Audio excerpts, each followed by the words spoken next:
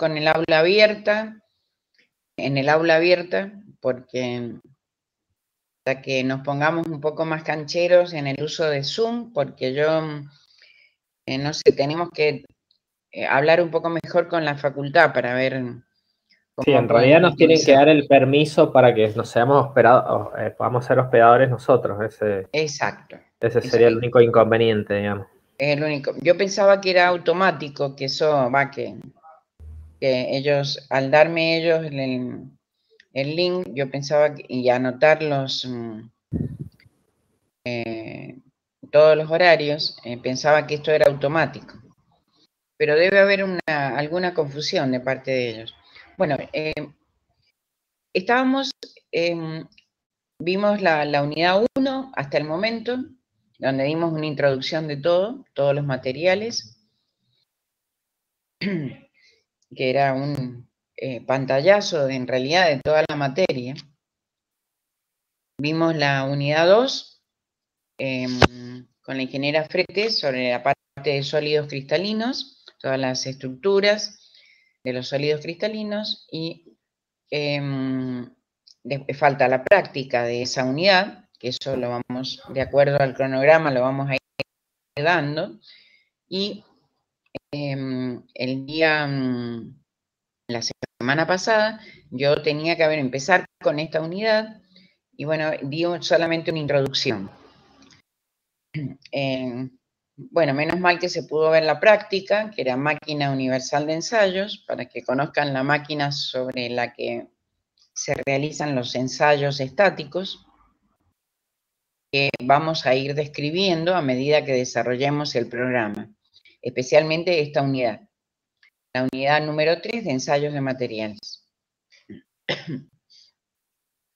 Bueno, entonces yo ya les había hablado a ustedes del tema del laboratorio de metales, o sea, la máquina que ustedes vieron el viernes, el lunes, justamente está en el laboratorio de metales. Entonces, nada más.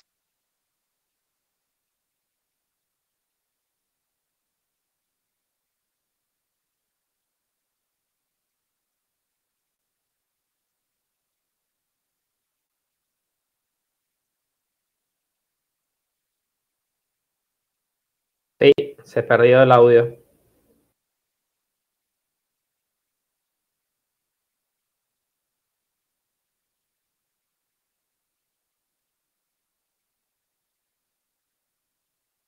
Bueno, por eso justamente intentamos hacer con Zoom, porque el problema lo tenemos en el audio, ¿no?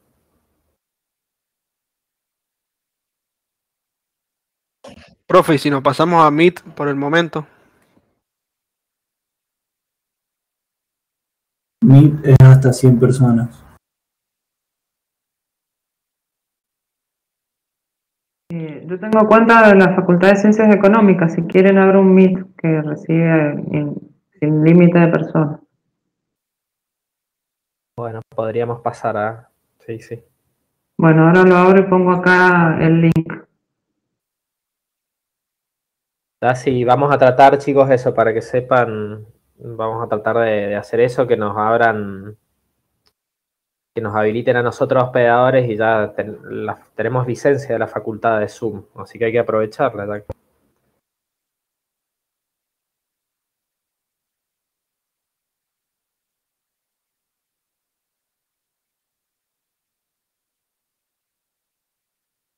Hola. Hola, Ana María. Sí. Ahí no sé si los chicos están escuchando. Sí, porque se cortó, parece. Sí, sí. Sí, sí.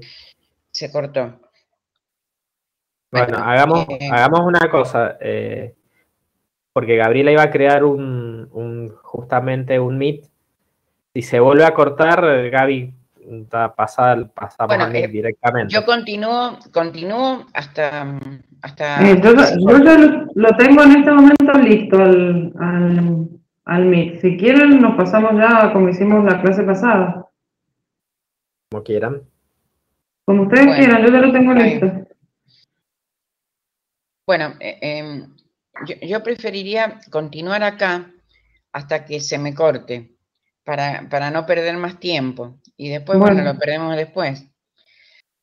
Es para no perder tiempo, nada más.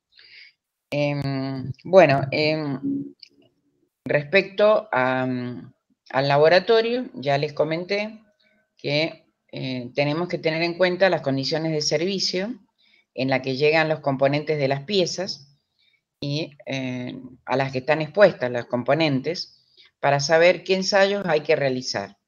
Tanto ensayos destructivos, especialmente, como no destructivos que no se realizan dentro del laboratorio. Bueno, hay algo importante que, además de realizar los ensayos de control de calidad, se hacen estudios o análisis microestructurales a través de análisis metalográficos. Esto permite saber en el conjunto, ¿no? Cuáles son las causas posibles de falla de los materiales. Bueno, yo les había dicho especialmente que era necesario hacer un control de tensiones, que lo hace un especialista como un ingeniero en estructuras o civil, o también puede haber un ingeniero en materiales o metalúrgico que se encarga de conformar, estudiar cómo va a ser el conformado de las piezas o componentes para que la pieza pueda satisfacer las condiciones de servicio según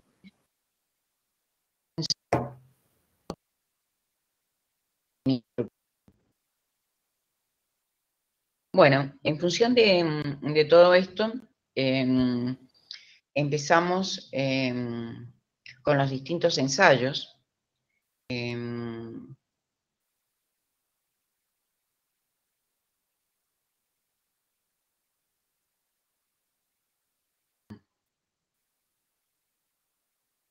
Profe, ¿Sí?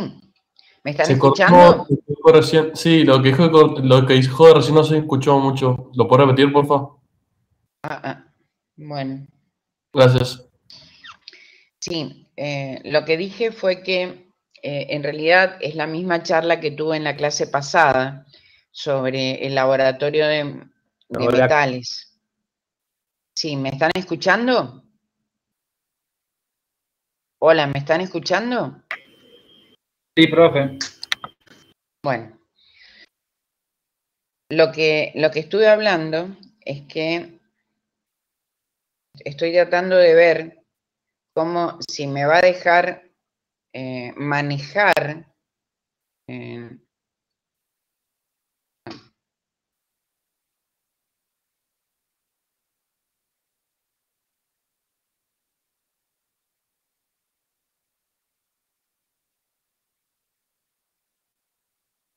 Se volvió a perder el audio. No, estoy acá, pero no me deja moverme con los slides. No, es tremendo esto. Voy a tener que volver a cargar la presentación. Acá está, ya está. Bueno. Ahora me están escuchando, ¿sí? Sí, profe. Bueno, lo que vuelvo a repetir, me dijeron que no me habían escuchado. Lo que yo estoy hablando no está en los apuntes, porque es algo genérico.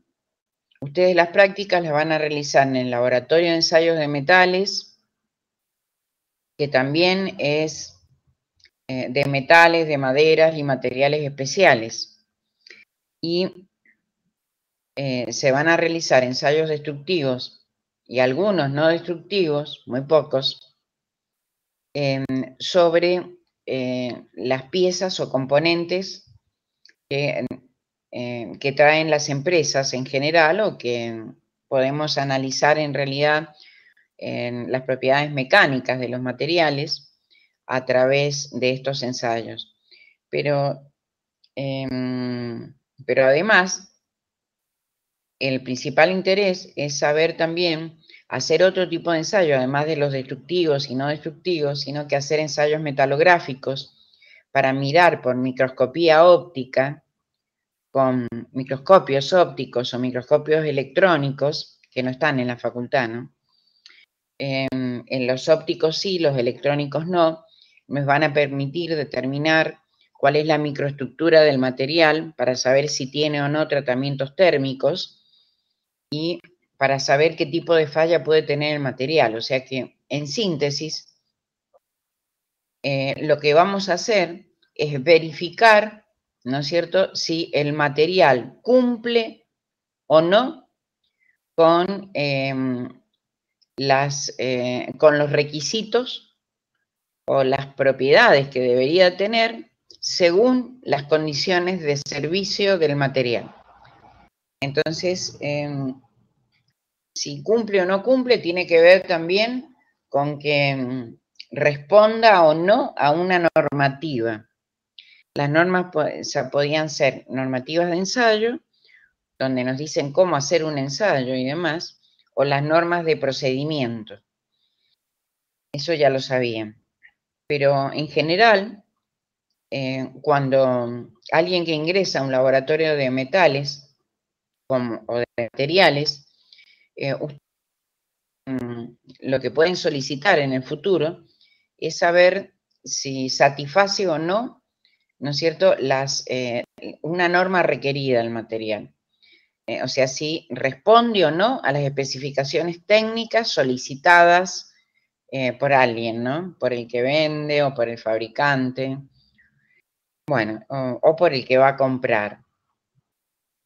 Entonces, una vez verificado esa situación, podemos decir el material entra o no entra en la norma, pero además puede suceder de que ingrese una pieza que está fracturada, fisurada o que falló en servicio y que justamente en ese caso se quiere determinar cuáles son las posibles causas de falla del material.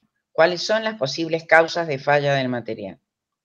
Bueno, eso serían todo este grupo de ensayos que vamos a ver a lo largo de la materia, ensayos, metalografía, tratamientos térmicos, todo tiene que ver con que podamos emitir conclusiones y tratar de buscar casos para poder aplicar esto, para ver, en realidad la finalidad es saber para qué sirve la materia en este tercer año, en este quinto semestre de Ingeniería Industrial, de Petróleo y de Mecatrónica, para que ustedes vean qué es lo que tienen que saber para lo que tienen que aplicar en otras materias y a su vez como profesionales.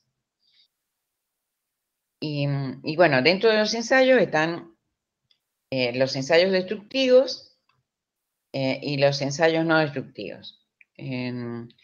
Dentro habla de qué son las propiedades mecánicas. En general, vamos a hablar primero de lo que son los esfuerzos. Antes de clasificar los distintos ensayos según sus esfuerzos, vamos a definir cuáles son los esfuerzos a los que está sometido un material.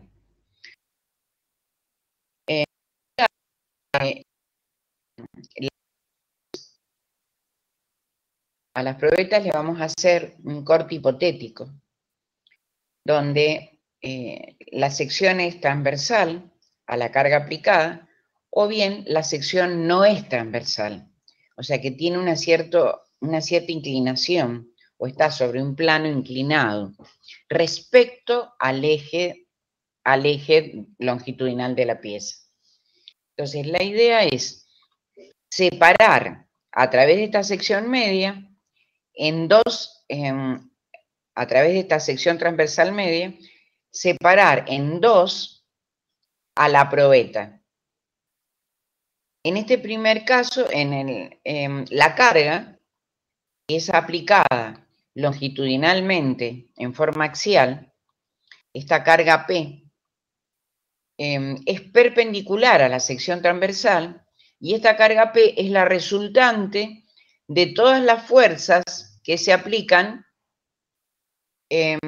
sobre cada una de las caras extremas de la probeta. Déjenme ver si tengo...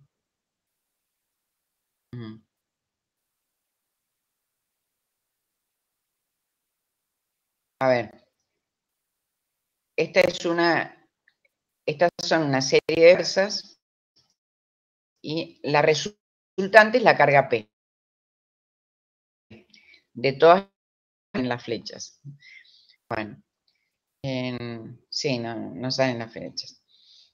Bueno, sobre la otra cara también esta carga P es la resultante de todas las cargas que se aplican en el extremo inferior de la probeta.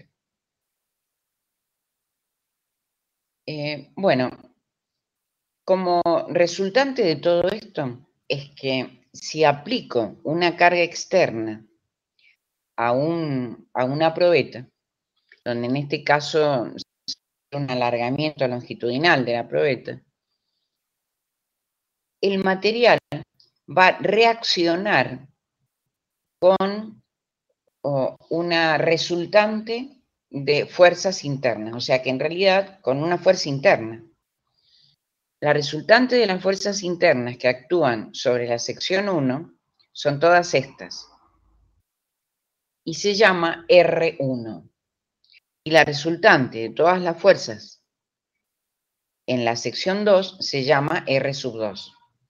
Significa que cuando aplico una carga externa, el material reacciona con una fuerza interior que es resultante de todas las fuerzas que actúan sobre la sección transversal en cada una de las secciones, con el objeto de poder restaurar la cohesión o el equilibrio del material. Porque en la realidad, la constitución de la materia presupone un estado de equilibrio entre las fuerzas de atracción y las fuerzas de repulsión. A esto se llamaría cohesión. Entonces, para ello, ¿no es cierto?, para que el material esté en equilibrio, la masa, la forma y las dimensiones del material se conservan. O sea que se mantiene en equilibrio cuando no actúan cargas externas y de esa manera se conserva su forma y dimensiones. Bueno, por ahí serían, eso es cuando el cuerpo está en equilibrio. ¿Qué pasa cuando se aplica una carga externa? Como en este caso, se aplica una carga P. Al aplicarse una carga exterior, se rompe el equilibrio, se rompe la cohesión. Hay más fuerzas de atracción que de repulsión o a la inversa.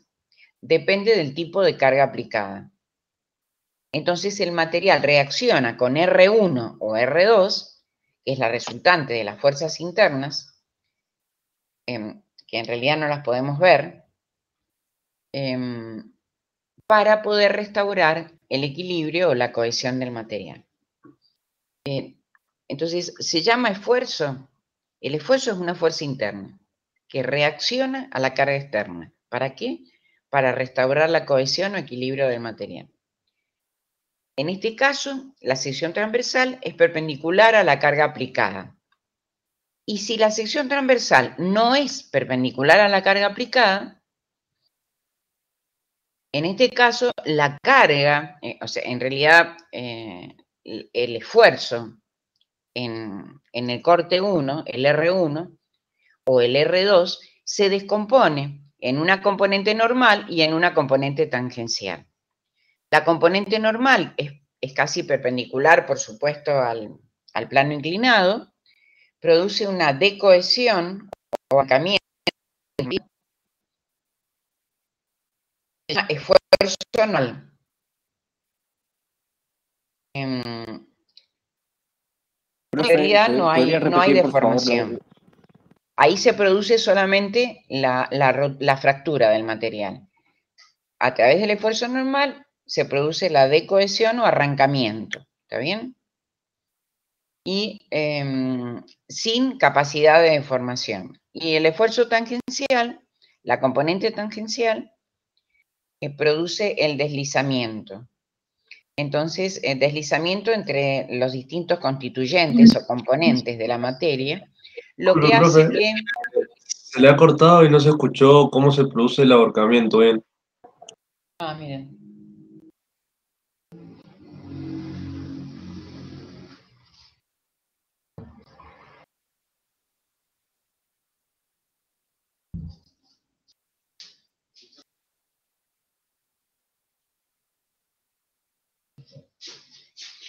Hola, ¿me escuchan? Hola. Sí, profe. Sí, ahora sí, profe. Hola, no sé qué pasa, que el audio se va. Bueno. Bueno, a ver, ¿en qué quedamos? Volvamos atrás. Desde donde se mantiene, profe, si podría volver si la sección transversal es regular, carga. ¿Eso lo entendieron acá? ¿Entendieron? Sí, ahí sí. El gráfico a la derecha no, ahí se cortó. ¿Qué pasa si la sección no es transversal? Si la sección no es transversal, la resultante de las fuerzas internas se descomponen en una componente normal y en una componente tangencial. Eso pasa con R1 y con R2. La componente normal produce la decohesión o arrancamiento.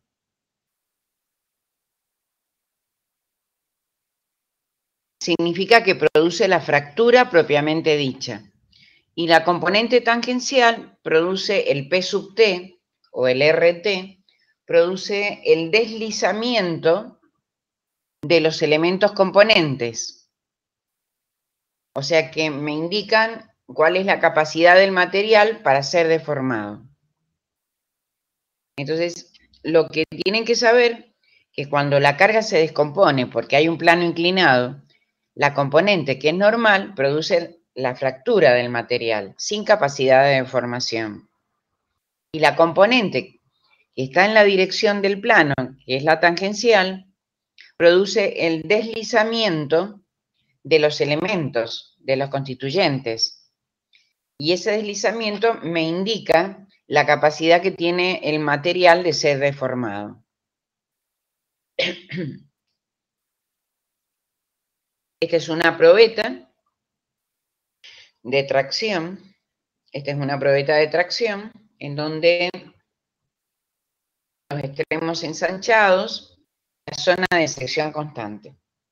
Profe, disculpe, y eso es solamente si es un ensayo donde se busca que se estire, ¿correcto? Y si es compresión.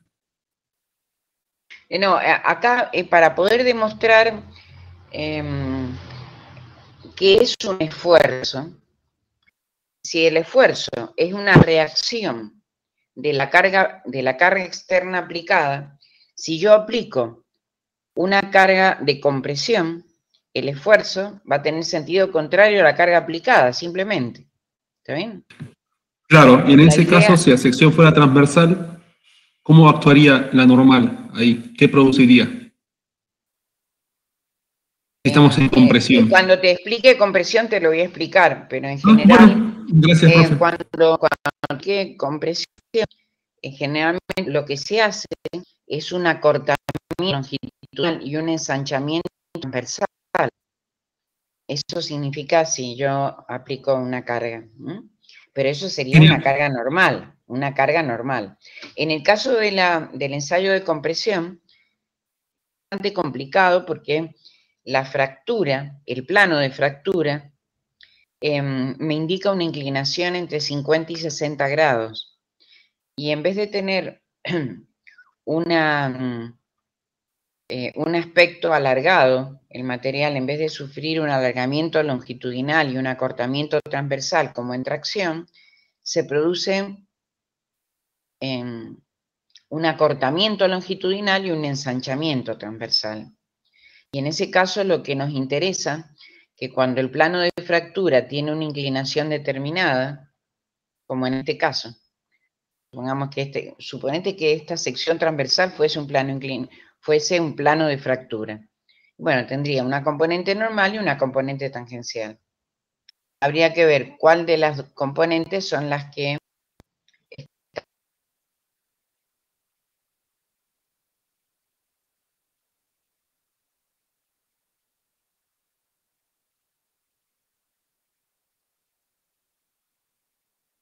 Se perdió el audio. Se cortó el audio, profe.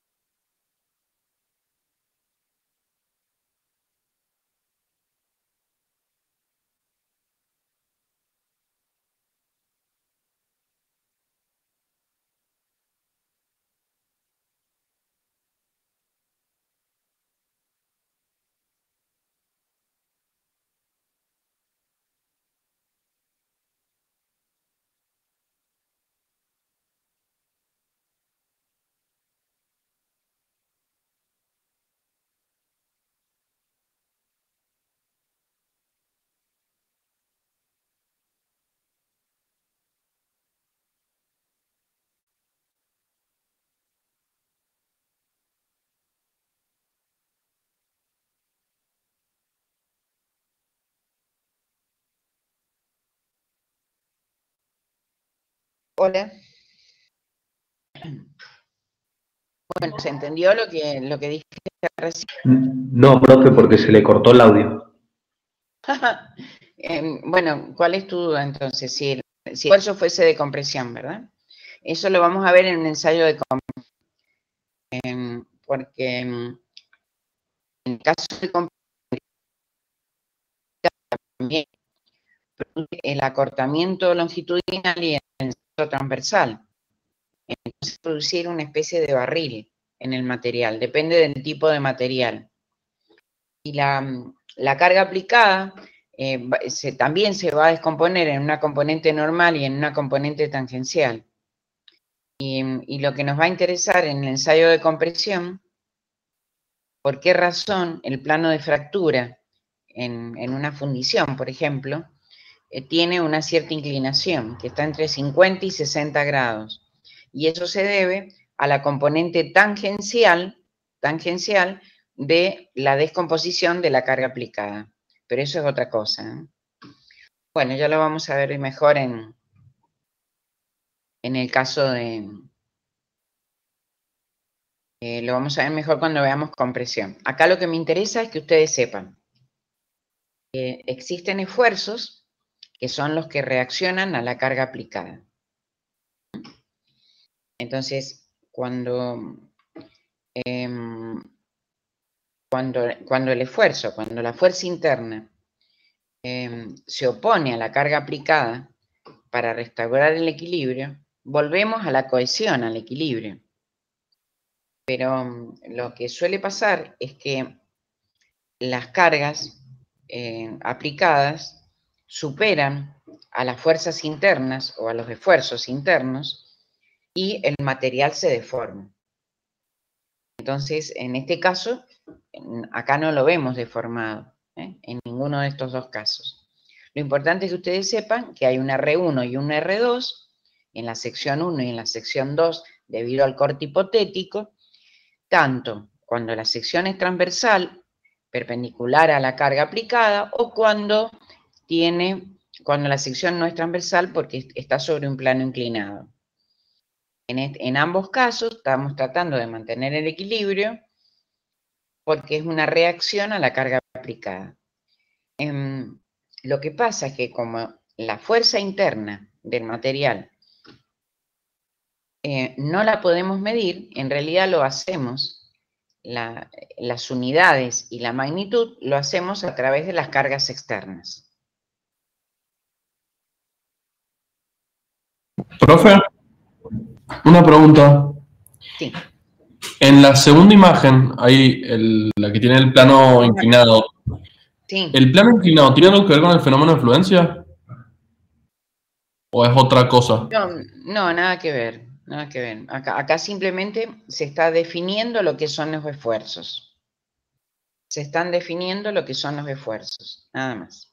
Ah, bien, entonces el fenómeno de fluencia, yo les el vuelvo a angulatura no repetir. tiene nada que ver con la sección. Claro, en este caso Bien. se hacen cortes hipotéticos sobre las probetas para poder saber cómo actúan los esfuerzos respecto a la carga aplicada. En ambos casos, en estos dos casos, la resultante R1 es igual a P1 en el corte 1. Y en el corte 2, R2 es igual a P sub 2. Lo mismo pasa acá. Lo que pasa es que lo que se quiere explicar es que cuando hay un plano inclinado,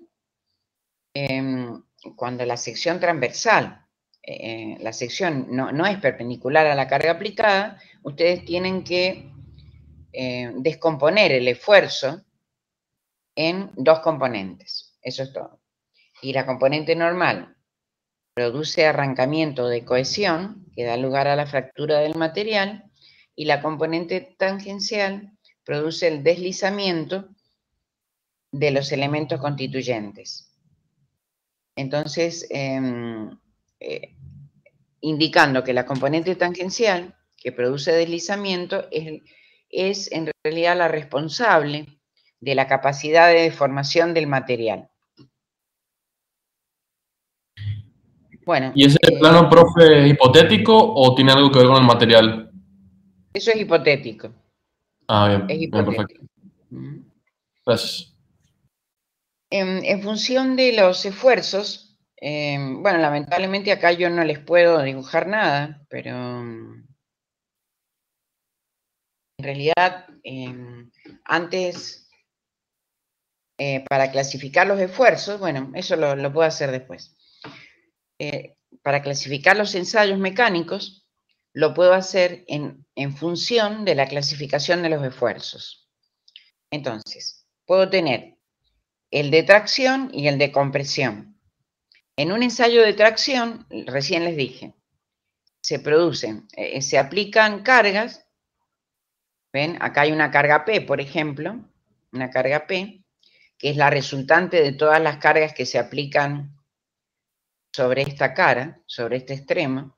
Y acá hay otra carga P, que es la resultante de todas las cargas aplicadas en el extremo inferior de la probeta.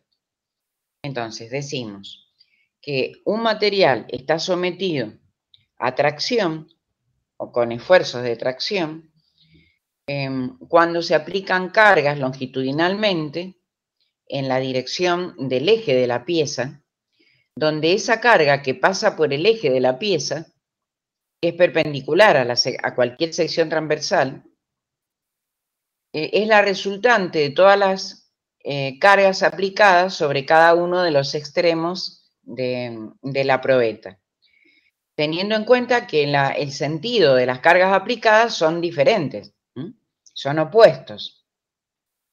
Acá lo que se produce, si ustedes se fijan en las líneas punteadas, se produce un alargamiento longitudinal. Fíjense que va desde acá, un alargamiento longitudinal, va desde acá hasta acá. Ay, Dios mío. Esto es un alargamiento longitudinal y un acortamiento transversal. O sea, hay un achicamiento de la sección transversal. Entonces pasamos de un L0 a un L, etc. En el caso de compresión, las cargas aplicadas tienen el sentido contrario al de tracción, pero también se aplican longitudinalmente en la dirección del eje de la pieza, produciendo justamente el ensanchamiento transversal, como verán ustedes en la línea punteada, ensanchamiento transversal y acortamiento longitudinal. Pasamos de este L, el sub 0, vamos a pasar a este L final. eso se llama compresión. Es el esfuerzo normal de compresión. Dentro de los esfuerzos normales también está el de flexión, donde a pesar de que las cargas aplicadas, esta es una carga P y esta es otra carga P, se aplican en forma perpendicular al eje longitudinal de la pieza y produce la compresión de las fibras superiores y la tracción de las fibras inferiores. Entonces, como resultado, a pesar de que la carga es perpendicular al eje longitudinal de la pieza, los esfuerzos que producen en consecuencia son de compresión en la superficie y de tracción en la parte inferior, y eso significa que el resultado son esfuerzos normales. Por eso es que se define flexión o el ensayo de flexión dentro de la clasificación de esfuerzos normales, porque produce en consecuencia esfuerzos normales, tanto de compresión en la parte superior como de tracción en la parte inferior.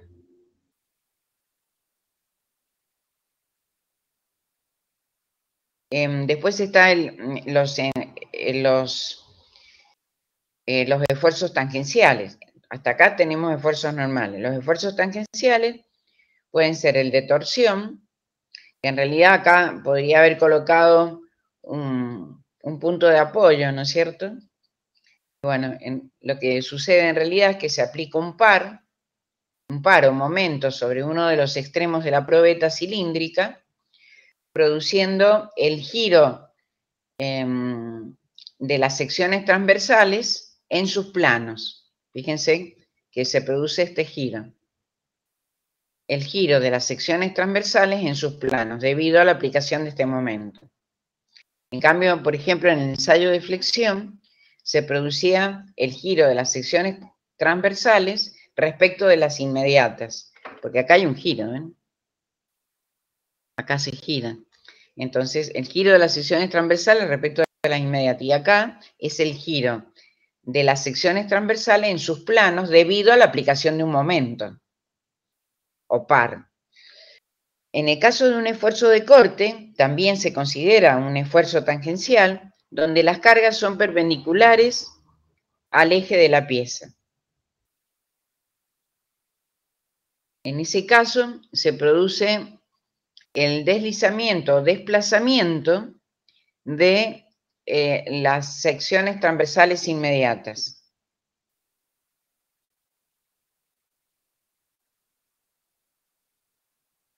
La idea acá sería como si yo aplicara una tijera. Con una tijera intento cortar un papel. Supongamos que el papel tiene la forma de la probeta. Cuando intento cortar el papel, se desplazan esta sección respecto de esta. Fíjense cómo van no sé si alcanzan a ver las líneas punteadas. Hay un desplazamiento de las secciones adyacentes. Profe, una consulta. ¿Vamos a analizar las resultantes en cada esfuerzo de flexión, torsión y corte o solamente en tracción y compresión? No, no vamos a ver ni torsión ni corte. No lo vamos a ver. Vamos a ver eso nada más. Profe, el ensayo de torsión, ¿cómo se hace en la máquina universal de ensayos o es con otra máquina en la que se no lo podemos hacer. No lo podemos hacer. No tenemos los accesorios. Bueno. El esfuerzo de corte es más común, el que se produce en un bulón, en un remache, en una pieza, ¿no es cierto?, que está bulonada. Ahí siempre existen esfuerzos de corte. Acá lo que queremos mirar nosotros es que cómo se produce un esfuerzo de corte. Que las cargas sean perpendiculares al eje longitudinal de la pieza y que se produzca, en realidad, lo que se produce es el desplazamiento entre sí de las secciones inmediatas. Desplazamiento entre sí de las secciones inmediatas. Por eso, esta línea punteada va por arriba y esta línea punteada va por abajo, porque se desplaza una sección transversal respecto de la inmediata, debido a la aplicación de estas cargas que son perpendiculares al eje longitudinal. Bueno, la máquina de ensayo ustedes ya la han visto, ya la analizaron junto con Marcelo del Popolo.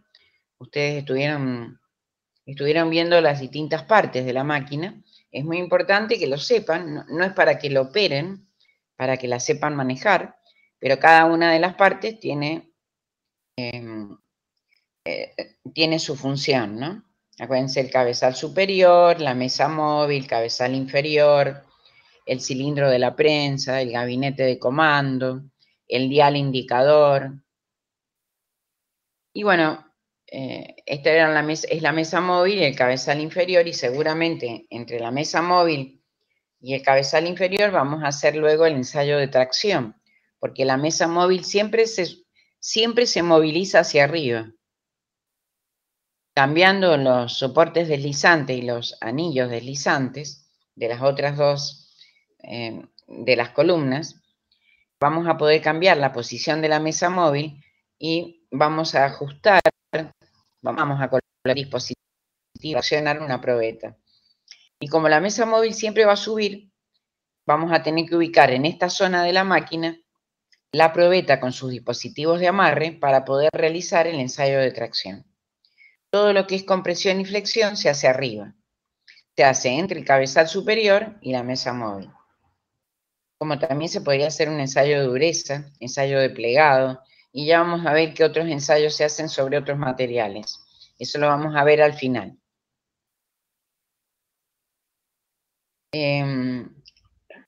Bueno, en este slide dice que si la probeta está normalizada, a través del ensayo de tracción vamos a determinar las propiedades mecánicas. Lo que comentarles antes, esto ya lo hemos visto, a ver si lo tengo acá para que no volvamos a ver. Sí. En general, cuando yo les hablé de esfuerzo, el esfuerzo en realidad es una carga. La carga puede ser normal o tangencial. Entonces, se define esfuerzo normal a sigma. El esfuerzo normal es la relación entre la carga normal, el P sub n, respecto de la sección S, en general. Aunque lo podemos llamar también sección transversal inicial. Y yo lo que les decía, que los esfuerzos, como son cargas internas, no las podemos medir si no es a través de las cargas externas. Entonces, la magnitud y las unidades de fuerza van a ser las de las cargas aplicadas. Pueden ser kilogramos fuerza respecto de por centímetro cuadrado, por milímetro cuadrado, puede ser newton por milímetro cuadrado, depende de la unidad de la carga. Entonces, la tensión normal, que es sigma, es la carga normal P sub n respecto de la sección. Y acá nos sale, pero si nosotros tenemos esfuerzos tangenciales, en vez de llamar sigma, le vamos a llamar tau. El tau es la relación entre la componente tangencial del esfuerzo respecto de la sección. Y por otro lado, esta nomenclatura es re importante, por eso lo estoy escribiendo así a mano alzada y en forma muy grosera, porque esto es lo que necesito que ustedes sepan hacer para que no fallen después. Porque después, cuando nosotros nos toca relacionar, por ejemplo, las cargas máximas que puede tolerar el material, los momentos máximos, porque, por ejemplo, en la acción hay un brazo de palanca o puede haber longitud entre apoyos, y eso hace que hayan momentos en vez de cargas. Entonces, podemos definir la resistencia estática a la flexión, por ejemplo, como la relación del momento flector respecto al resistente axial, módulo resistente axial. Entonces, si estamos trabajando con cargas máximas o con momentos flectores máximos o momentos torsores, en el caso de torsión, ya en el caso de momentos de torsores, no hablamos de sigma, sino que hablamos de tau, como en este caso, con esfuerzos tangenciales. Y lo más importante es que si estamos relacionando los valores máximos de la sección transversal inicial, en vez de hablar de tensión, se habla de resistencia. Podemos decir tensión, resistencia. Entonces, por ejemplo, lo más común es la resistencia estática sigma E, por ejemplo. Sigma E, no me deja. Sigma estática de tracción, por ejemplo. La resistencia estática de tracción es la relación entre el P máximo y la sección transversal inicial. Pero fíjense que le llamo resistencia y no tensión. Lo importante es que ustedes sepan que hay dos subíndices. El primero, que me indica el E, me indica el tipo de carga aplicada o el modo de aplicación de la carga. O sea, porque las cargas pueden ser estáticas o dinámicas. Entonces, si las cargas son estáticas, en general, si el modo de aplicación de la carga es estático, la carga se aplica lenta y progresivamente, con velocidad constante. Si fuese dinámico, sería una letra D de dedo, ¿no es cierto? Donde hay una aplicación casi instantánea, como en el ensayo de choque, o un estado cíclico de tensiones, como en el ensayo de fatiga. Bueno, eso sería dinámico. Profe, Entonces, ¿puede repetir, perdón? Sí. Lo que significa el cociente, lo que está en el numerador y denominador, porque se trabó en esa parte. Y no escuché qué significaba el WX. Ah, mira.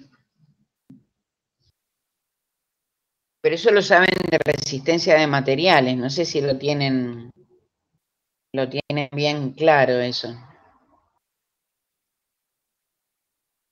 Profe, todavía no hemos visto resistencia de materiales. O sea, la estamos viendo ahora. La estamos cursando. Ustedes pueden tener una acción normal, que es la relación entre la carga normal respecto de la sección. Eso es, se designa con la letra sigma. Eso es cuando es una tensión que se relaciona con un esfuerzo normal. El esfuerzo normal es la carga normal, la componente normal, digamos. Y cuando el esfuerzo es tangencial, se designa con la letra tau, que es la relación en componente tangencial de la carga respecto de la sección. Esto tiene que ver con lo que expliqué recién de esfuerzos normales y esfuerzos tangenciales. Especialmente en el segundo gráfico, donde la carga se descomponía, como la sección transversal no era perpendicular a la carga aplicada, la resultante del esfuerzo interno se descomponía en dos componentes, la componente normal y la componente tangencial. Estas componentes, que son esfuerzo normal y tangencial, dan lugar a que si lo dividimos por la sección, se transforman en una tensión. Y la tensión es normal cuando es sigma, es tau, y cuando es tangencial es tau.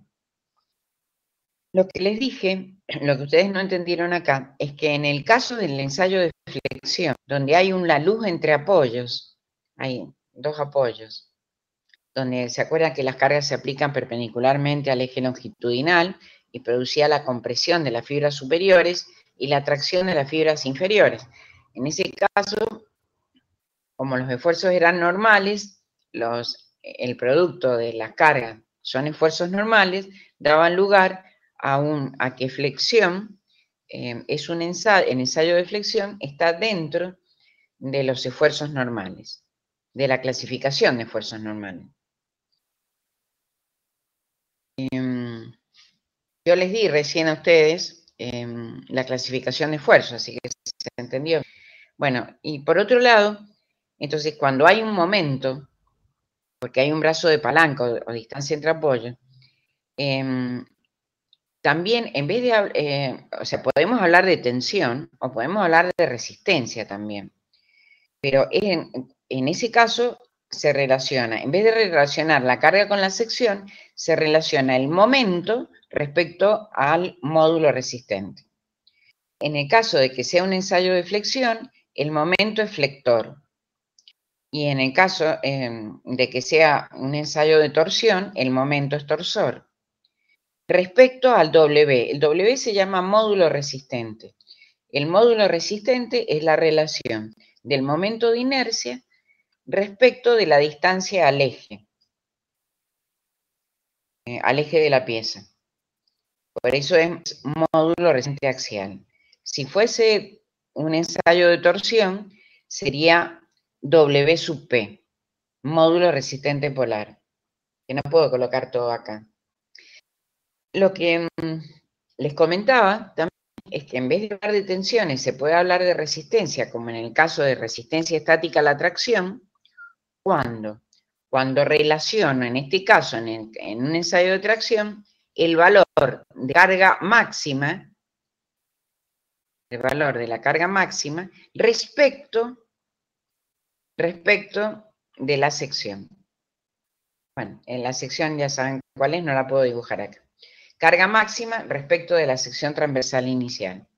Bueno, los dos subíndices, en este caso de la resistencia o tensión, tienen un significado.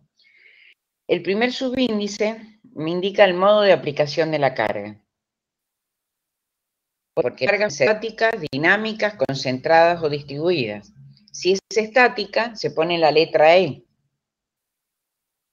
Si es estática, se pone la E, que significa que la carga se aplica lenta y progresivamente. Si es dinámica, se pone la letra D de dedo, donde las cargas se aplican en forma instantánea o en un estado cíclico de tensiones. El segundo subíndice me indica el tipo de esfuerzo. Acá T es de tracción porque el sigma me da lugar a esfuerzos normales, o sea, tiene que ver con las tensiones normales, quiero decir. Pero podría ser de torsión. Si T es de torsión, en vez de sigma, se utiliza tau. Es un ejemplo, ¿no? Pero toda esta nomenclatura la tienen que conocer. Bueno, va a ver por dónde andamos.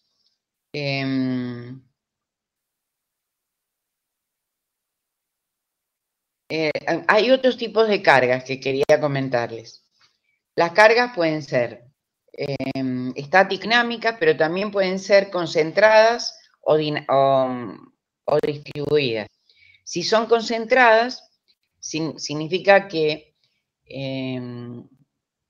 la sección sobre la cual se aplica la carga es despreciable, es casi puntual. Pero si la carga es distribuida, justamente se distribuye uniformemente en toda la sección, o actúa sobre toda la sección. Ustedes tienen todas estas, todos estos conceptos en el apunte. Entonces, bueno, va a ser interesante que vayan leyendo el apunte para que puedan entender de qué se trata esto.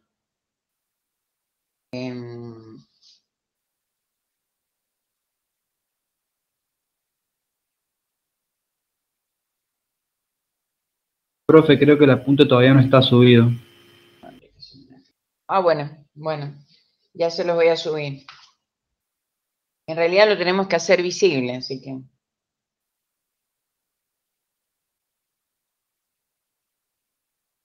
Bueno.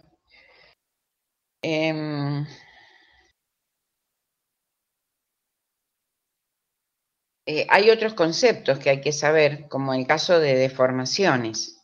Yo necesito ir a este concepto. ¿A qué se llama épsilon? Épsilon es la deformación convencional o específica unitaria. Específica unitaria porque es delta L respecto de L0. Lo que pasa es que tienen que saber quién es L y quién es L0. Así que si yo pudiera dibujar en algún lado acá, esperar un cachito.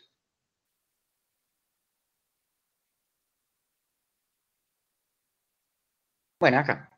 Nosotros acá tenemos una probeta para tracción, donde tenemos una zona de sección constante, es una probeta cilíndrica, con una zona de sección constante, aunque también pueden ser prismáticas, ¿no? Y tenemos los extremos ensanchados. Bueno, en un ensayo de tracción, acá se aplican cargas, las cargas que se aplican son longitudinales. En la dirección, en realidad la resultante de las fuerzas aplicadas en los extremos de la probeta coinciden con el eje de la pieza. Son longitudinales en dirección axial, perpendiculares a las secciones transversales y que producen el alargamiento longitudinal y el achicamiento transversal. Bueno, esto es antes de realizar el ensayo y esto es luego del ensayo. Aparecen varias longitudes. Ahí hay una norma, que es la norma Iram-Yas U500/102, donde establecen cómo son las dimensiones de una probeta de tracción. Se llama longitud L sub C, esta longitud que tienen. La longitud de la zona de sección constante se llama L sub C. Esto se llama L sub C, longitud calibrada. Y si nosotros tenemos marcas, ponemos marcas dentro de esa longitud calibrada, vamos a tener otra longitud, que va a ser la distancia entre las marcas extremas. Esa distancia entre las marcas extremas se va a llamar que se llama longitud de referencia inicial. Distancia entre las extremas. Generalmente uno tiene una probeta de tracción y lo que hace es poner marcas en la zona de sección constante. Generalmente son 10 divisiones y 11 marcas. La longitud entre las marcas extremas me va a dar la longitud de referencia inicial. Esta es la longitud más importante. Cuando los extremos ensanchados, en este caso van a ser ensanchados porque se van a permitir la sujeción a los dispositivos, permiten la sujeción en los extremos ensanchados a los dispositivos de la máquina para tracción, que generalmente es un sistema de anillos partidos. Son anillos partidos uno sobre el otro, sobre los cuales calza el extremo ensanchado y después puedo tirar perfectamente. Por otro lado, los extremos ensanchados no solamente facilitan la sujeción de la probeta a los dispositivos de la máquina, sino que aseguran que la rotura de la probeta se produzca dentro de la zona de sección constante. Pero esa rotura, en lo posible, debe producirse en el tercio medio. Después del ensayo, cuando se logra la estricción y demás, vemos que así se produjo en el tercio medio. Y la longitud final es cuando, como nosotros vamos a romper la probeta, vamos a tener dos pedazos de probeta que los vamos a unir en forma manual hasta que coincida aproximadamente la fractura y vamos a medir de nuevo cuál es la distancia entre las marcas extremas, que es mal. Esto es longitud calibrada, así que esto está mal. Vamos a medir esta distancia que está acá, este L0, suponete que ahí están las marcas. Vamos a medir la distancia entre las marcas extremas, que va a ser la longitud final. Eso va a ser longitud final. Entonces, ¿por qué marco esto? Porque este L0 y este L final me van a permitir calcular la deformación del material. La deformación es la longitud final menos la longitud inicial respecto de la longitud inicial. Por eso se llama deformación convencional o específica unitaria. Un material se deforma cuando se aplica una carga P. Y las deformaciones pueden ser elásticas o plásticas. Generalmente una deformación es elástica, ya lo vamos a ver mejor en el diagrama. Ahora vamos a ver el diagrama tensión-deformación o bien carga-alargamiento. Lo que quiero comentarles que esta diferencia entre L y L sub 0 es delta L. O sea, delta L es la diferencia entre longitud final y longitud inicial. Eso se Profe, ¿le llama puedo hacer una pregunta? alargamiento. Sí. ¿Siempre se va a producir en el tercio medio o hay veces que no se produzca en el tercio medio el core? Y si es en ese...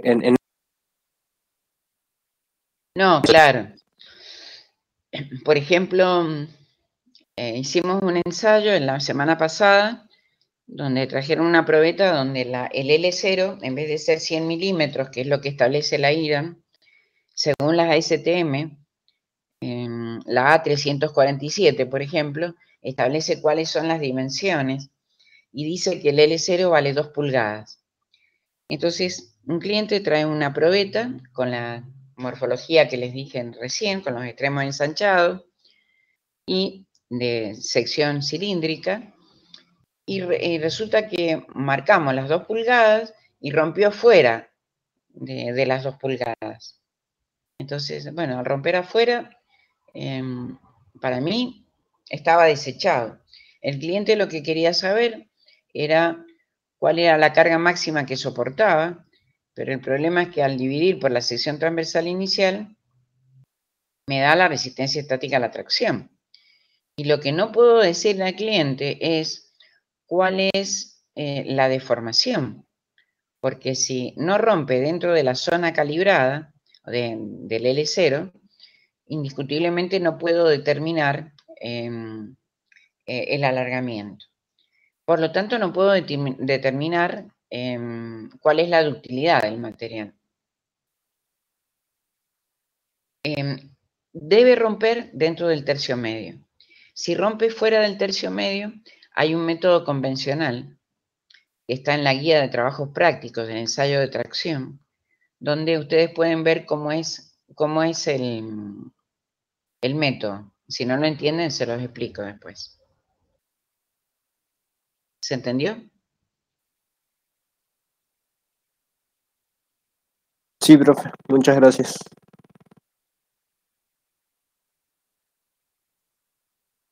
Bueno, no, acá antes de esto tengo que explicar este diagrama.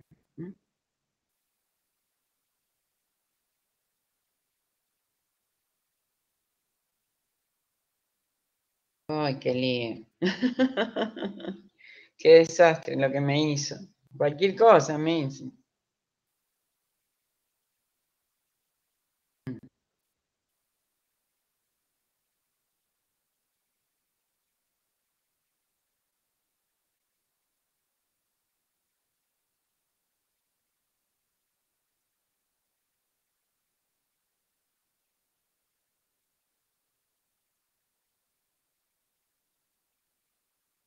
Bueno, se los voy a explicar sobre este diagrama. Nosotros acá, a ver si puedo borrar esto. No sé si me lo permite borrar, pero no sé qué pasó acá, pero bueno. No me permite borrar. Bueno, paciencia. Ana María tiene como una en la barra de herramientas a la derecha tiene como una flechita, así como un circulito con una flecha. Eso. Es deshacer. Ajá. Sí. Sí, lo que pasa es que esa anotación me parecía que sí, la he hecho yo. Gracias, muchas gracias. Bueno, yo voy a representar la curva esfuerzo-deformación. En realidad, podemos decir de que el esfuerzo es carga, ¿verdad? La carga respecto del delta L, que es alargamiento. Delta L, que es longitud final menos longitud inicial. Lo que pasa es que si a la carga o al esfuerzo lo dividimos por la sección transversal inicial, nos va a dar la tensión normal. Y en abscisas, si dividimos el delta L respecto de la longitud de referencia inicial, nos va a dar la deformación convencional o específica unitaria, ¿no? Entonces, vamos a tener tensión en ordenadas respecto de la deformación. En este diagrama, este es el diagrama que caracteriza a un ensayo de tracción. Bueno, antes que nada, les quería comentar que en un ensayo de tracción, en realidad es el que mejor determina las propiedades mecánicas del material. Entonces, es muy valioso porque determina qué es la tenacidad, qué es la resiliencia, cuándo un material es dúctil, cuándo un material es frágil. Todas estas cosas las vamos a ir viendo de a poco. Generalmente un material frágil es el que no tiene casi deformación, rompe sin deformación. Un material tiene la capacidad de deformarse a la rotura. Pero bueno, vamos a verlo mejor sobre el diagrama, tensión-deformación. Este diagrama es como el Padre Nuestro, digamos, de los católicos, y tienen que entenderlo bien cada una de las partes, tienen que desmenuzarlo, porque esto lo vamos a usar siempre, vamos a ver cómo varían estas curvas según las distintas condiciones de composición química, de tratamientos y demás. Vamos a ver cómo varían estas curvas. Entonces, bueno, lo primero que se hace es aprender la ley de Hooke. En la ley de Hooke decimos que las tensiones son proporcionales a las deformaciones. Entonces, la tensión normal es el módulo de elasticidad longitudinal por la deformación convencional específica, unitaria. Entonces, en este caso, esto se llama ley de Hooke. Las tensiones son proporcionales a las deformaciones y la constante de proporcionalidad es el módulo de elasticidad longitudinal, en este caso, que nos va a dar la pendiente de esta recta. O sea que si nosotros comenzamos el ensayo y lo que va a pasar es que las tensiones van a ser proporcionales a las deformaciones. Las tensiones van a ser proporcionales a las deformaciones.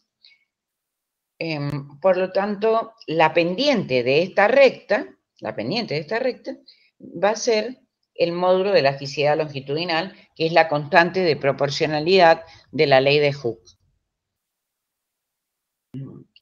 A ver, ¿qué importancia tiene esto? El módulo de elasticidad, que después lo vamos a seguir nombrando y explicando, una propiedad que se llama rigidez. La rigidez del material es la resistencia que opone el material a ser deformado elásticamente. Ya vamos a ver lo que es elástico y plástico. En general,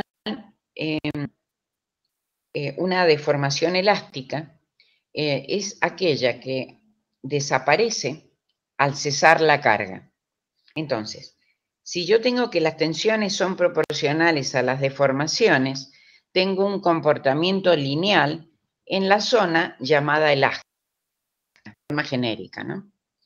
Si yo descargo en cualquier punto de esta recta, voy a volver por el mismo camino de carga. El camino de carga es igual al camino de descarga, porque el comportamiento es lineal.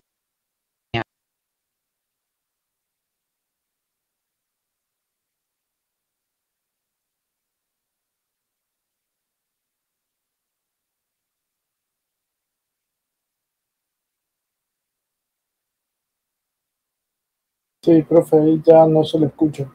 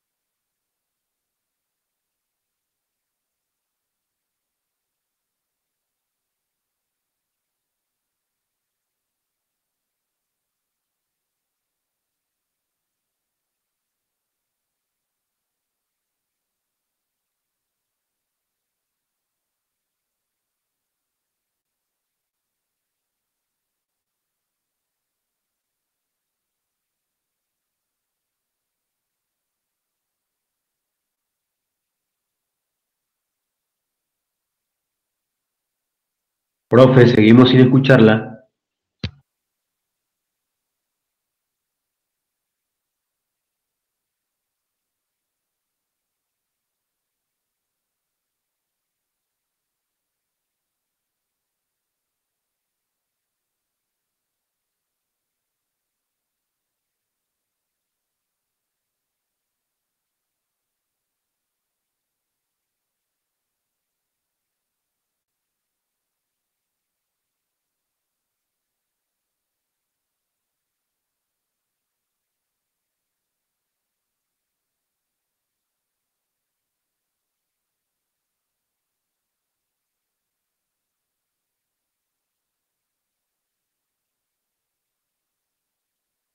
Hola. Hola, ahora sí. Hola, profe. No, Claudio, me desconecté. Se pierde el audio, así que, bueno, ya en un momentito nomás ya trato de pasar al Meet. No vamos a tener más remedio. Bueno, les comenté que las tensiones son proporcionales a las deformaciones, primero en la zona elástica. ¿Eso lo escucharon? Sí, toda esa parte sí. Sí. Bueno, y la pendiente de esta recta tiene que ver con el módulo de elasticidad, ¿está bien? Y que el módulo de elasticidad me daba la rigidez del material, que era la resistencia que opone el material a ser deformado elásticamente. Y les dije que la deformación elástica es aquella que se puede recuperar o desaparecer al cesar la carga. Si en cualquier punto de esta recta la carga se elimina, el material recupera sus condiciones iniciales. Bueno, acá hay varios puntos. O sea, esto no tiene nada que ver con la verdadera curva, que eso se lo indican en el apunte. Hay puntos que son re importantes. Lo que pasa es que me hace falta la pizarra. O sea, lamentablemente me resulta muy difícil explicarles con esto, pero yo voy a intentar a través del Zoom poder subrayar algo, ¿no? Porque la verdad que acá no se puede. Si no hago yo el gráfico, no se los puedo explicar. Pero la idea es la siguiente. Primero hay una zona lineal y llega un punto que se llama punto A, punto A, que se llama límite de proporcionalidad. Es el punto para el cual, o hasta el cual, la recta se curva, empieza a curvarse. Y se llama A al límite de proporcionalidad o a la tensión al límite de proporcionalidad. Si buscan la ordenada acá, si buscan esta ordenada, esta va a ser la tensión al límite de proporcionalidad. ¿Cómo se designa? Sigma L P. Tensión al límite de proporcionalidad. Pero el problema es que esto es mucho más complicado que este diagrama, porque acá lo que suele haber es una zona curva. Hay una curva hasta un punto que se llama B, B mayúscula. Como hay una zona curva, se supone que la deformación podría ser plástica en vez de elástica. Ya vamos a ver qué es la deformación plástica. Pero en realidad, esa curva, esa deformación permanente o plástica, es despreciable y en realidad desaparece con el tiempo. Es despreciable y desaparece en realidad con el tiempo, por lo tanto el punto B, que es este punto, se llama límite elástico aparente. Entonces, puede suceder de que hasta el punto A o hasta el punto B, ustedes señalan elástica. Se trabó, profe, no se escuchó esa última parte. ¿Se puede repetir, por favor? Al final aparece la zona plástica, sí.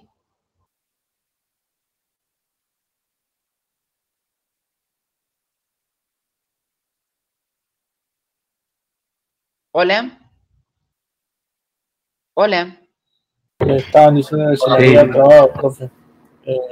No se entendió qué fue lo que explicó después. Sí.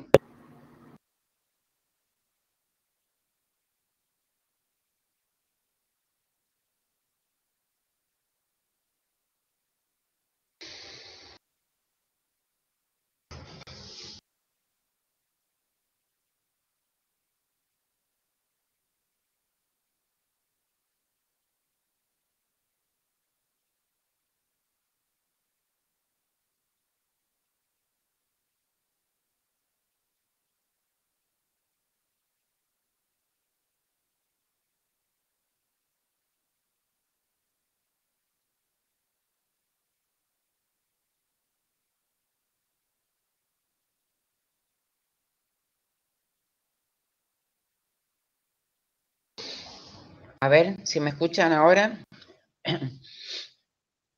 Hola, ¿me escuchan? Sí, profe, la escuchamos. Bueno, el punto A es el límite de proporcionalidad, el punto donde la recta se curva. Lo que les dije es que entre A y B, después hay una zona curva, en esa zona, como es curva, podemos decir de que hay deformaciones que son plásticas, que no son elásticas. Pero en realidad ese tramo curvo es muy pequeño. Esa deformación es muy pequeña y es despreciable con el tiempo, recuperable en el tiempo. Entonces, en realidad, el punto B se llama límite elástico aparente. Se llama límite elástico aparente porque en realidad esta curva o deformación permanente hasta el punto A, como era tan pequeña y recuperable con el tiempo, que en realidad se considera al punto B, que es al final de la curva, como límite elástico aparente. A partir de allí empieza el punto inicial de fluencia y después el punto final. En realidad esto es así. Acá hay una zona de fluencia, en donde acá está el punto inicial de fluencia que se llama C y el punto final de fluencia que se llama D. Y bueno, la zona de fluencia es una zona muy especial, que pertenece a la zona de deformación plástica. Bueno, acá ya puedo empezar a decir qué es deformación plástica. La deformación plástica es una deformación permanente, donde se rompen enlaces entre átomos y se forman nuevos enlaces con átomos vecinos distintos a los originales. Significa que hay rotura de enlace y se forman nuevos enlaces con átomos, le llamo átomos vecinos, átomos adyacentes, distintos a los átomos originales. Por lo tanto, hay una distorsión del retículo cristalográfico que produce también la traba del deslizamiento del material en los planos atómicos. Entonces, eso hace que la deformación sea permanente. O sea que cuando cesa la carga y tengo deformaciones plásticas, el material no recupera sus condiciones iniciales, porque ha habido una distorsión del retículo cristalográfico. Y se traba el deslizamiento de los planos atómicos. En realidad, en la zona de fluencia, si yo la quiero dibujar acá, por ejemplo, esta es la zona de fluencia. A ver, no me deja dibujar. Ahí está. Esta es la zona de fluencia. Fíjense que en la zona de fluencia, la carga que se aplica es casi constante. En realidad varía entre un máximo y un mínimo. Pero lo más importante es que el material se deforma casi sin aumento de carga. Entonces, se toma un valor medio al valor de estas cargas máximas y mínimas como valor de la carga de fluencia o tensión de fluencia. Esta es la carga de fluencia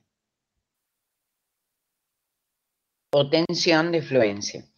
Acá pasan distintas cosas.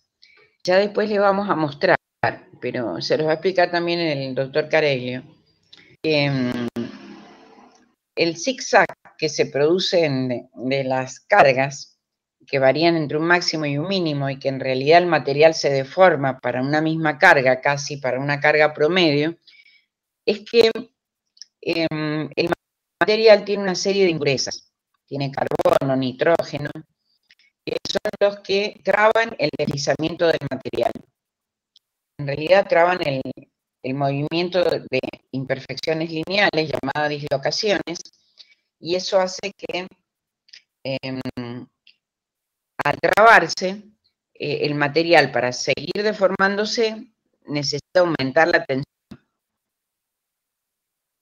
Al aumentar la tensión se destraba, luego se descarga, se vuelve a trabar, se descarga, se vuelve a trabar por las impurezas y entonces volvemos a aumentar la carga para poder destrabar. En la realidad, lo que nosotros podemos observar en el material durante la zona de fluencia son una serie de líneas o de Luders o líneas o bandas de Luders, que son líneas que se encuentran en la dirección de los planos de las máximas tensiones tangenciales. A 45 grados especialmente, pueden ser a 135 también, y esas líneas aparecen cuando el material se pule al llegar a la zona de fluencia. A partir de allí, el material se deforma homogéneamente. No me sale. Se deforma homogéneamente hasta llegar a la carga máxima. En realidad lo que sucede acá es que el material sufre incrementos de tensiones menores que los incrementos de deformación. Y lo que adquiere en esta zona de deformación homogénea es mayor capacidad de carga al deformarse. Y aparece algo muy interesante que se llama la acritud. El material es como si se endureciera por el hecho de que cuando el material se deforma, cuando el material se deforma, se crean una serie de defectos que interactúan con los que ya existen en el material e impiden su movimiento mutuo. Lo que sucede en realidad es que se impide el deslizamiento atómico. Por lo tanto, se limita la capacidad de deformación. Por eso el material sufre lo que se llama acritud. Se da solamente en esta zona de deformación homogénea, hasta llegar a la carga máxima.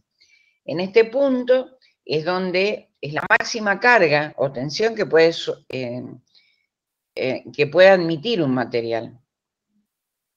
A partir de allí aparece, después de esta zona de deformación homogénea, aparece la zona de estricción.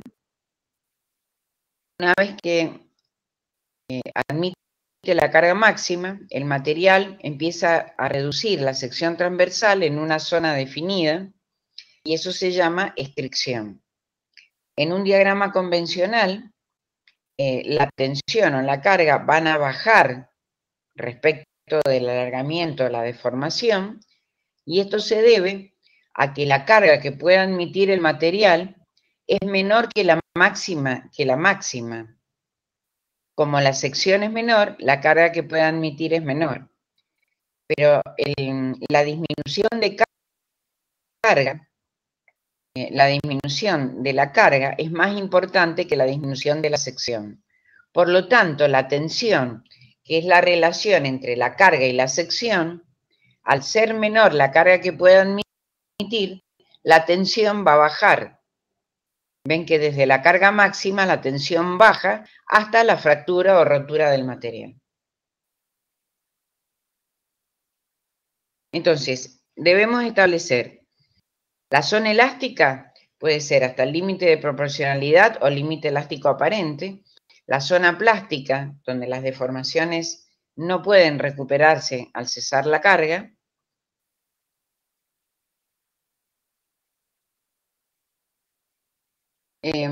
Y dentro de la zona plástica tienen la zona de fluencia, que es hasta acá, esta es la zona de fluencia, la zona de deformación homogénea, que es toda esta zona, y la zona de estricción, que va desde la carga máxima hasta la rotura. Todo eso lo pueden separar en este segmento. En un diagrama real, que eso se los va a explicar mejor el doctor Carelio, a partir de la zona de fluencia, se va a empezar a despegar la curva hacia arriba. Significa que lo que va a suceder, o sea, ustedes pueden marcar con línea llena hasta la carga máxima y después en realidad es con línea punteada, porque en realidad hay un estado complejo de tensiones acá. Esto no.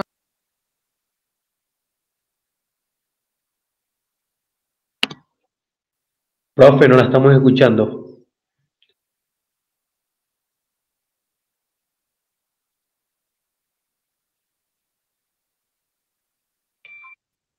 Se dejó de escuchar cuando dibujó las líneas, profe.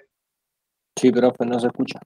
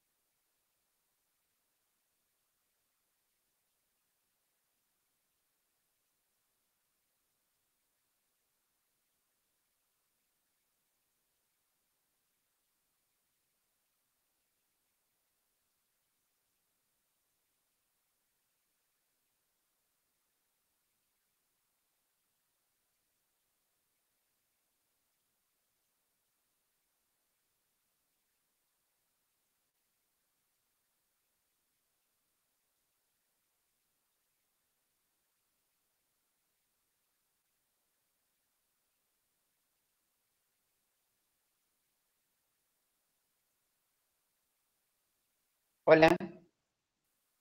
¿Ahora sí? Sí, ahora sí. Ahora sí, profe. Bueno, creo que me están escuchando ahora. Sí. Bueno, en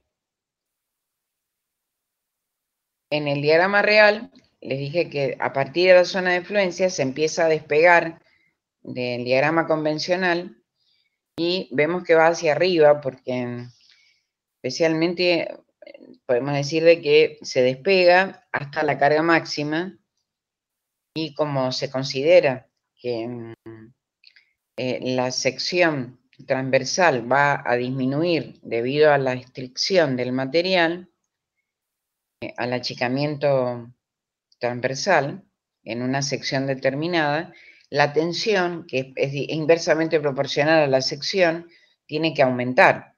Por eso la tensión va hacia arriba. Lo que se marca en línea punteada es desde el valor máximo hacia arriba. ¿Por qué? Porque ustedes tienen un estado complejo de tensiones que no está bien definido. Aunque de todas maneras, si ustedes pudieran acceder al González Arias, pudieran conseguirlo al González Arias para poder estudiar un poco mejor cada una de las partes de este diagrama, ¿no? Bueno,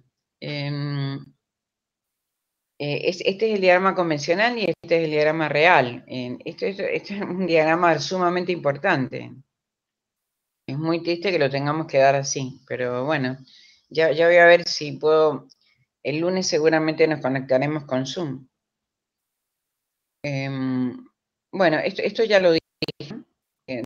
Plasticidad, en realidad es un tema que iba a dar el doctor Carelio, pero yo les voy a mencionar solamente el concepto, porque esto lo va a explicar mejor él, pero quería comentarles que dentro de lo que es deformación elástica, ¿ustedes me están escuchando? Sí, profe.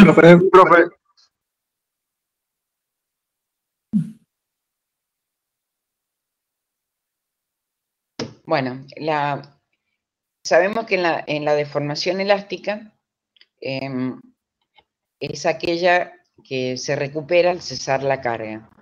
Entonces, pero la deformación elástica tiene dos componentes. En realidad es la deformación elástica, la deformación total es elástica.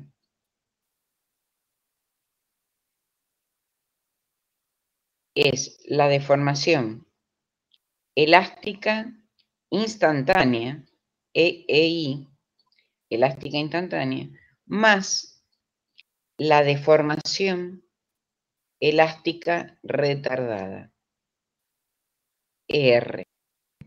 ¿Qué significa? Que si tenemos una goma y le aplicamos una tensión, va a seguir un camino, de A hasta C, creo que no se ve bien, desde A hasta C. Pero si descargamos, el material no se va a recuperar por el mismo camino, no va a volver por el mismo camino. Y es porque hay dos componentes de deformación elástica. ¿Qué es lo que va a pasar? Si nosotros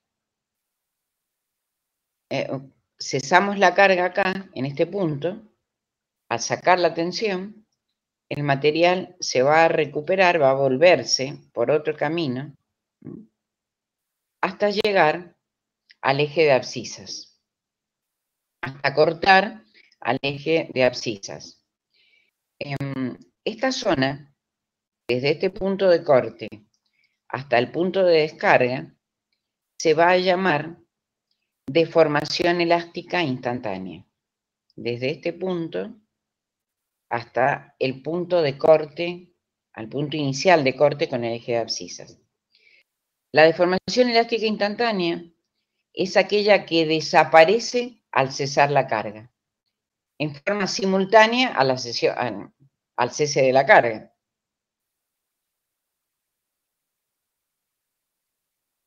Y por eso se llama instantánea. Al cesar la carga desaparece instantáneamente. Cuando llegamos acá, ¿qué es lo que pasa? El material no se ha recuperado totalmente.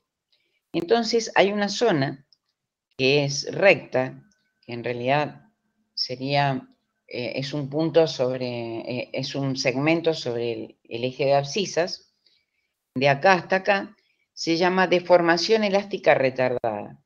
Es la que disminuye gradualmente con el tiempo, o desaparece gradualmente con el tiempo. Esto se llama anelasticidad o posefecto elástico, cuando presenta un efecto elástico retardado, no instantáneo. Y es retardado porque disminuye gradualmente con el tiempo. Puede suceder de que, bueno, puede suceder de que nosotros podamos descargar desde la zona plástica, pero bueno, en este caso, este diagrama, que les indica un diagrama tensión deformación, acá está en la zona elástica hasta el punto A, acá no indica el límite elástico aparente, ni el punto inicial de fluencia, ni el final, pero tenemos la zona de deformación homogénea hasta la carga máxima y la zona de fricción hasta la carga de rotura. Acá, en el punto A, este punto A está delimitando la zona elástica de toda la zona plástica.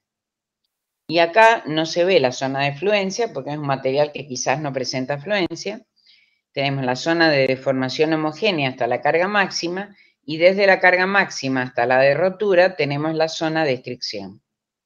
Acá solamente quiere demostrar que la proporcionalidad entre las tensiones y las deformaciones para los distintos puntos de la zona lineal es una constante y esa constante es la pendiente de esta recta, que es la rigidez del material y que es el módulo de elasticidad longitudinal,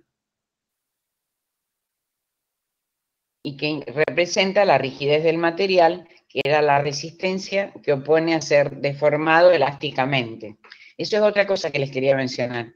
Cuando yo les definí el módulo de elasticidad, les dije que le daba la rigidez y que era la resistencia a ser deformado elásticamente. La deformación elástica hasta el punto A, la deformación elástica es este épsilon sub A. Si esta recta fuese más empinada, fuera por acá, si fuese por acá, perdón, voy a deshacer. Muy maltrecho está esto. Ya, esperen a ver si puedo dibujar esto. Si dibujo una recta por acá.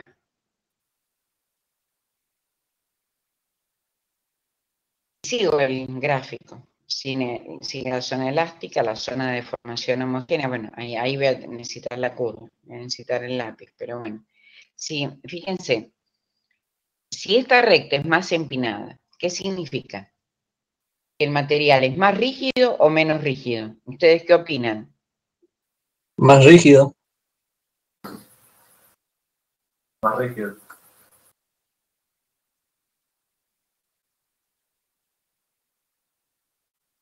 Hola. Hola. Hola. Sí, profe. Profe, ¿se escucha? ¿Qué pasa si la recta es la roja en vez de la negra? ¿Ustedes qué opinan? ¿El material es más rígido o menos rígido? Más rígido. Más rígido. A ver, Gustavo, Gabriel, ¿qué pasó? ¿Por qué no me contestan? ¿Qué pasa? Profe, le estamos contestando. Eso mismo, profe. No sé si escucha. No los escucho. O por lo menos...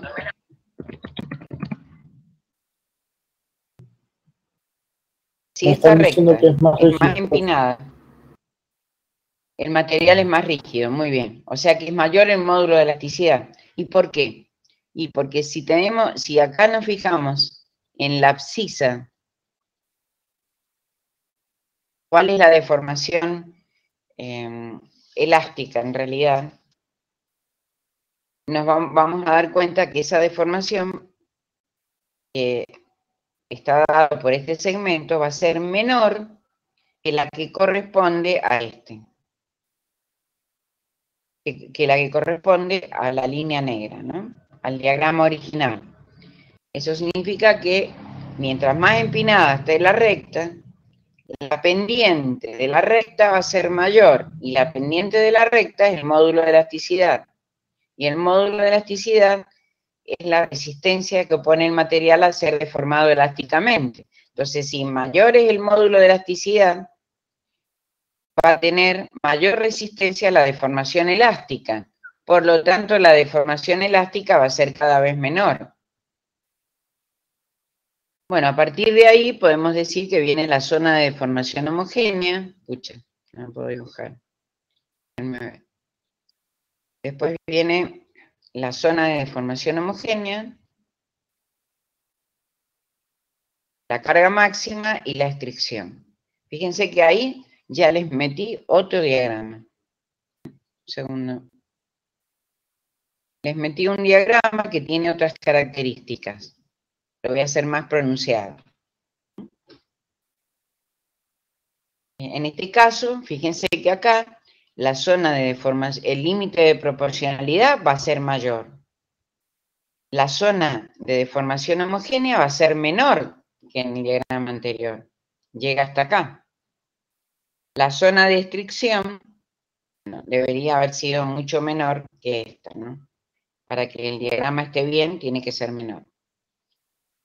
Lo que implica que si el material es más rígido, el material tiene menor capacidad de deformación,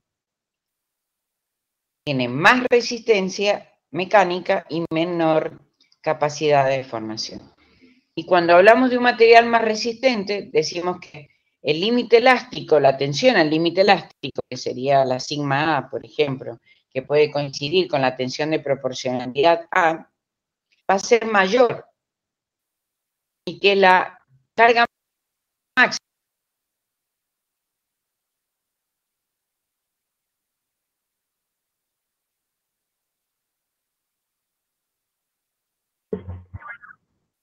Se cortó, profe, el sonido. Profe, no la estamos escuchando.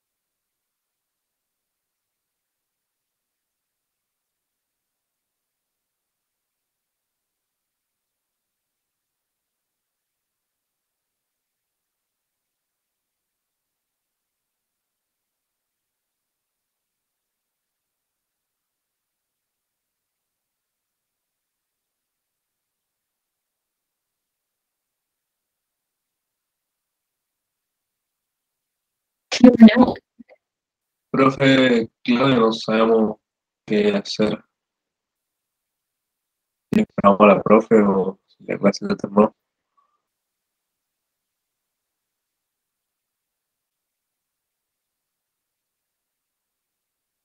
A ver, esperamos 2 minutos más. Ahí están esperando que regrese.